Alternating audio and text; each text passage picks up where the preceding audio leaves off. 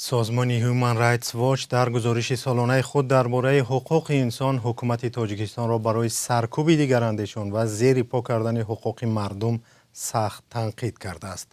در گزارش سالانه این سازمان که امروز 4 فوریه نشر شد، تاجیکستان برای برگزاری انتخابات بدون ناظران، حبس چهره‌های معروف، مرگ پیهم فعالان پامیری در زندان و استرداد و حبس منتقدان حکومت تنقید کرده است.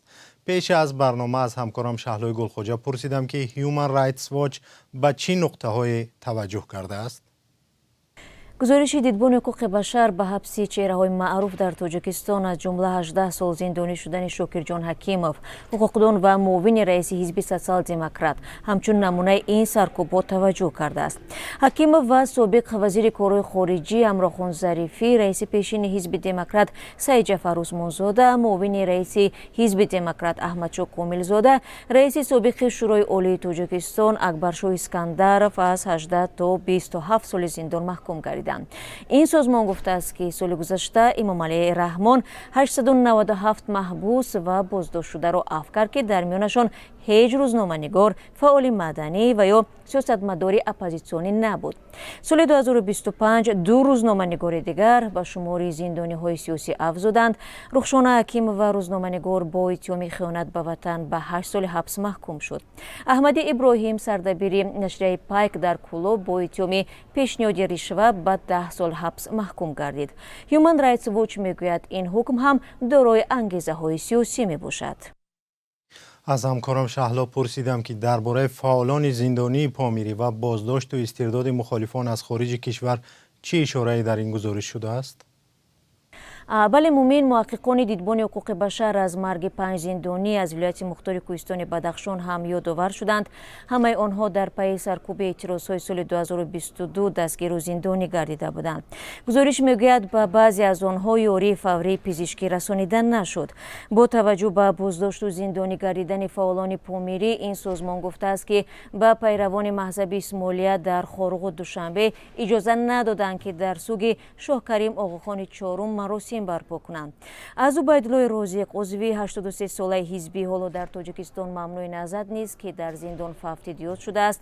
در این گزارش استرداد و زندانی گردیدن دلمراد ارگاشف، پناهجو و فعال مخالفان مثال آورده شده است که بعد از خارج شدنش از آلمان در تاجیکستان با اتهام دعوت عمومی به فعالیت اکستریمیستی 8 سال زندانی شده است.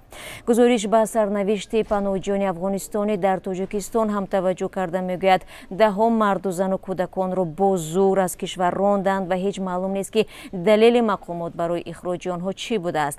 از روسیه نیز تنقید شده است که بعد از حادثه کراکوس فشار و اخراج مهاجران تاجیک را افزایش داده است. سپاس از شهلای گلخوجه که گزارش سازمان دیدبان حقوق بشر درباره نقض حقوق انسان در تاجیکستان در سال 2025 را خلاصه کرد. و همین لحظه پیام ویدیویی نماینده این سازمان سینات سلطان علیف به دست ما رسید و نکات مهم دیگری گزارش را از او میشنویم.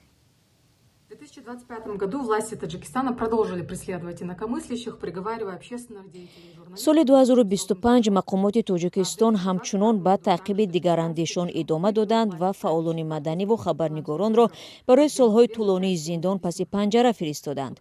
در سال 2025 حکومت تاجیکستان با کمک انتخابات پارلمانی که به حضور ناظران بین‌المللی صورت گرفت، قدرت خود را تقویت داد و این کار سوال‌های را درباره قانونمندی انتخابات برمی‌انگیزد.